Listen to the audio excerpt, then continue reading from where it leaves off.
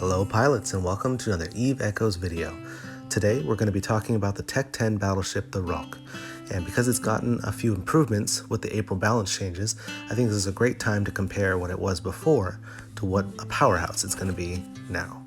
So I'll just give you a quick comparison side by side of what it was before the changes and what it looks like after.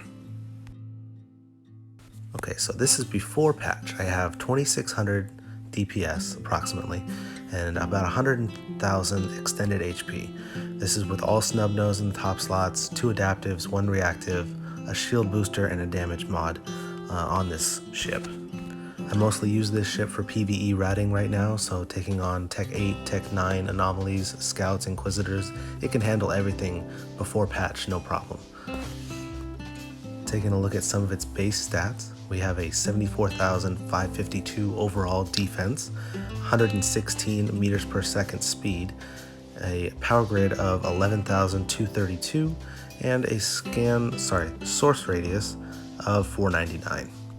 These are the main stats that I'm going to be using to compare the changes from before the patch to after the patch because it's just base stats. And we'll take a look at how this affects the ship with the exact same fittings attached.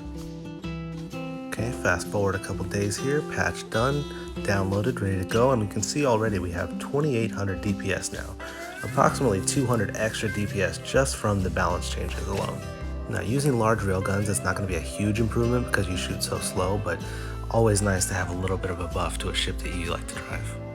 Checking out the defense, you can see we got a big buff here, 130,000 extended HP now, and that's over 100,000 pre-patch, so nice little bonus to our ship. Same fittings, everything is used as the same resist labeled, but 30,000 more extended HP makes this ship a lot tankier and a lot more usable. Not just for PvE ratting, but I'm also excited to see how this ship performs in fleet PvP combat. Heading on over to the ship tree here, we can check out the Caldari state, open up the Rokh in the top right, and we'll scroll down to its stats and see what exactly changed. You'll see a large railguns and shield resistance stays the same, but the big change here is the overall defense. We've got 98,000 as opposed to 74,000. The speed, the power grid, and the source radius are going to remain the same, so it looks like most of this buff is just going to be all in defense.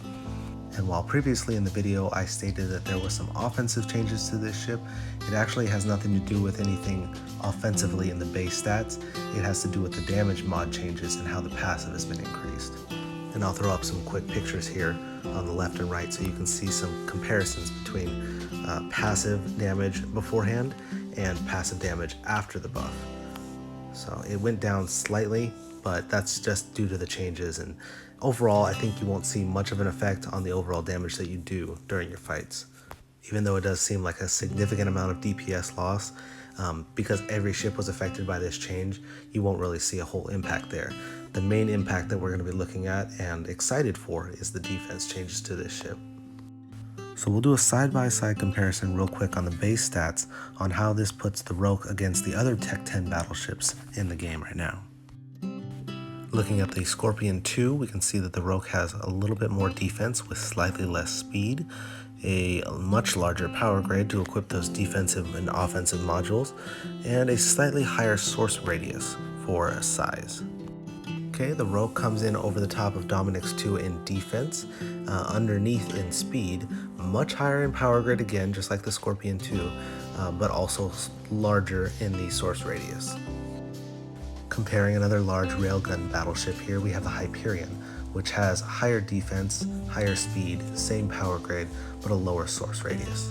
So it's going to come down to the ship bonuses on which one of these two you prefer. If you want armor repair, you would go with the Hyperion. If you wanted some shield resistance, you would go with Rokh. Personally, I'm a shield defense pilot, so I prefer the shield resistance. But that'll all come down to personal preference.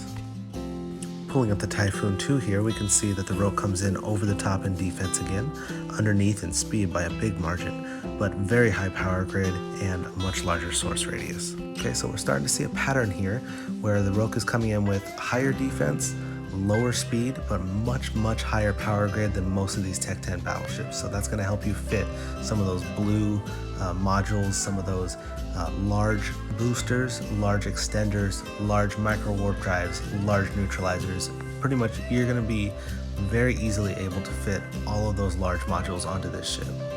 Pulling up the Abaddon here, we're seeing ships that finally have higher defense than the Rokh.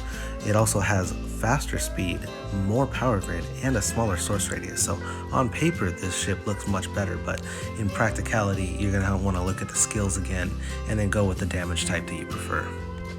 Checking out the Amarian counterpart with the Armageddon 2, we can see it comes in with slightly less defense than our Rokh, higher speed, lower power grade, but also a lower source radius. So this is going to be another fast, nimble ship compared to our slow, lumbering, bulky Rokh.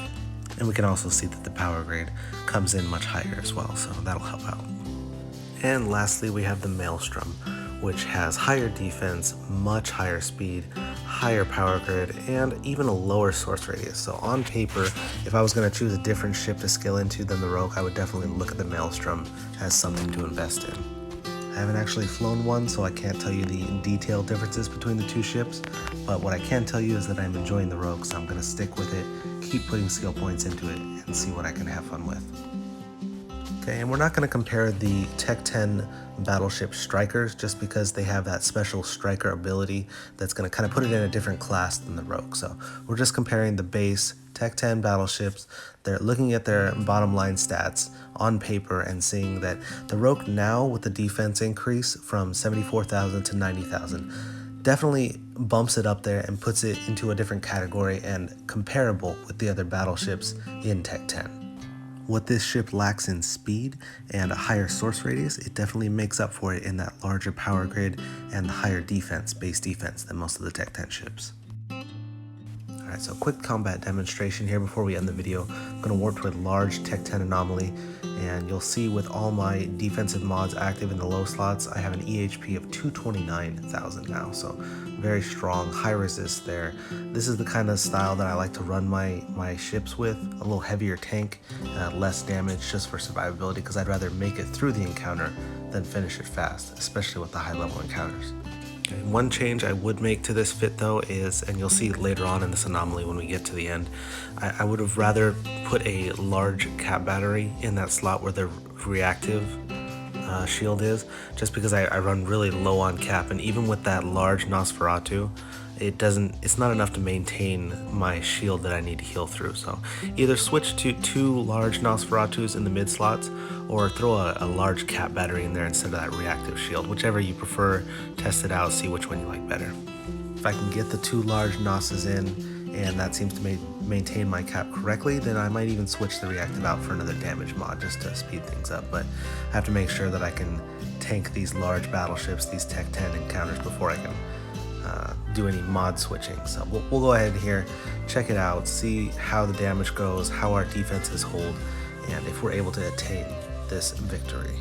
And before we fast forward to the end, I'm going to activate my damage mod, and we'll see what kind of DPS we can get to now after the patch. Only about 3253 with 1 damage mod active. I did have it much higher than that with my other fittings before the patch, but it's not too bad. You'll still see really high numbers. I got hits of over 10,000, over 12,000 on some of these battleships, so still definitely really strong with the snub nose, high defense, great tank, and just a really consistent solo PvE radder, even all the way up to the level 10 anomalies. Okay, fast forward to the end here. This is the last wave of the level 10 anomaly, and you can see that my capacitor is running really low. I really wish I would have had that cap battery in that slot instead of the reactive now, or even a double NOS. I went with the neutralizer just because I was worried about an enemy frigate warping in on me while I got scrambled and wanted to be able to take care of that. But honestly, if a frigate warped in on me at this point, I wouldn't have enough cap to use the neutralizer anyway. So yeah, I'll double check the fittings. I'll try 2 NOS, I'll try a cap battery, see if it sustains a little bit better for this solo ratting. But I can't wait to try this ship in fleet PvP. I can't wait for some solo PvP. Maybe I can smash through some gates with this. We'll see, we'll test it out. And yeah, hopefully look forward to using this in the long term. Thanks for watching, and if you have any questions, feel free to post in the comments, and I'll see you guys again in the next Eve Echoes video. So you can see that the Rokh has a lot more, what does it have? Hold on. So comparing the Tempest to the cruiser, I'm not doing cruisers. So using large railguns, we can see that the snub nose, these snub words. And if you double check the defense, you can see that it outlasts the Rokh. No, it doesn't outlast the Rokh. God.